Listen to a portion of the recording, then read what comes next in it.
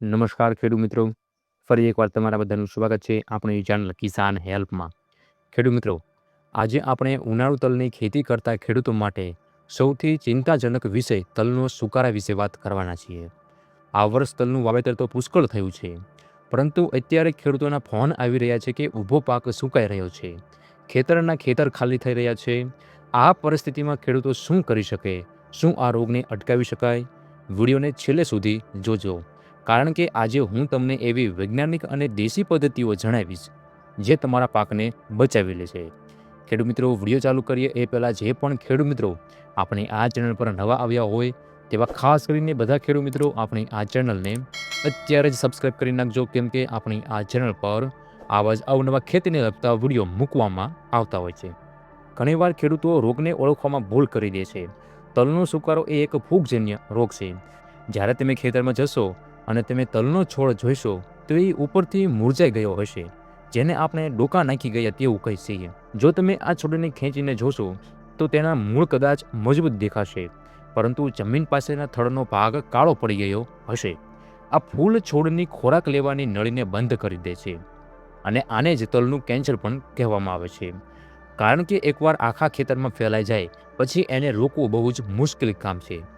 ખેડૂત મિત્રો, આ રોગ આવવાનું મુખ્ય કારણ આપણી પિયત પદ્ધતિનું છે. ઉનાળામાં ગરમી વધુ હોય છે. ઘણા ખેડૂતો છે 40 થી 50 દિવસ સુધી પાણી આપતા નથી અને પછી અચાનક પિયત આપે છે.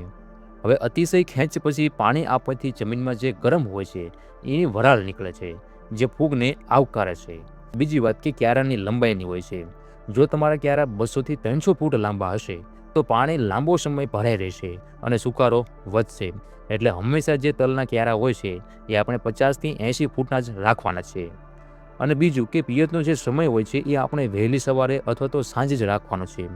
બપોરની ગરમીમાં પિયત આપણે ક્યારેય આપવાનું નથી, અથવા તો આપણે બપોરમાં પિયત આપવાનું ટાળવાનું છે. હવે જ્યારે ખેતરમાં સુકારો દેખાય ત્યારે સૌ પહેલાં તો આપણે યુરિયા ખાતર આપવાનું બંધ કરી દેવાના છે. યુરિયા એટલે કે નાઇટ્રોજન આપવાથી રોગ ઝડપીથી ફેલાય છે. હવે આ સમયે તમારે સલ્ફરયુક્ત ખાતરનો ઉપયોગ કરવો જોઈએ. 80% વિટેબલ સલ્ફર જે આવે એ વીઘે આપણે 500 ગ્રામ પાણી સાથે આપવાથી જે જમીનમાં જે રહેલી ફૂગ હોય એની સામે આપણે ખૂબ સારું રક્ષણ મળે છે. અને આ સિવાય પોટાશ, કેલ્શિયમ અને મેગ્નેશિયમ આપવાથી છોડની રોગપ્રતિકારક શક્તિમાં પણ વધારો થાય છે.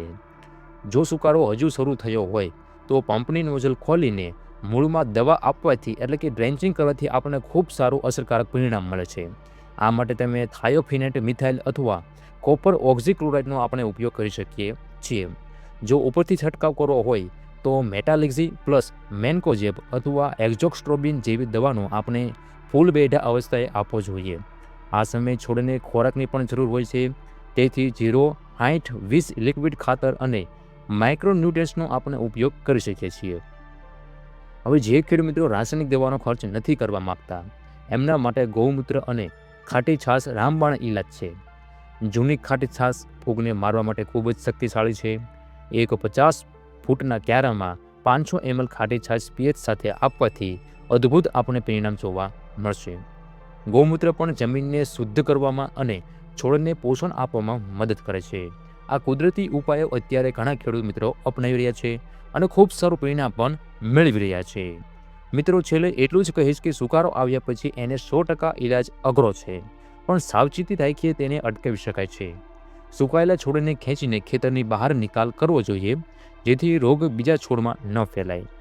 પછી બીજી વાત તો એ ખાસ કે પિયતમાં આપણે પૂરતી કાળજી રાખવાની છે અને જરૂર જણાય તો નિષ્ણાતોને સલાહ પણ લેવાની છે. જો તમને આ વિડીયોમાં આપવામાં આવેલી માહિતી ગમી હોય તો બીજા ખેડૂત મિત્રોને પણ શેર કરજો, જેથી એમનો પણ પાક બચી જાય. ખેડૂત મિત્રો નવા આવ્યા હોય તો આપણે આ ચેનલને સબસ્ક્રાઈબ કરી નાખજો. હવે ખેડૂત મિત્રો આપણે એક નવા વિડીયોમાં નવી માહિતી લઈને મળીશું. ત્યાં સુધી તમારા બધાનો ખૂબ ખૂબ આભાર. જય જવાન, જય કિસાન.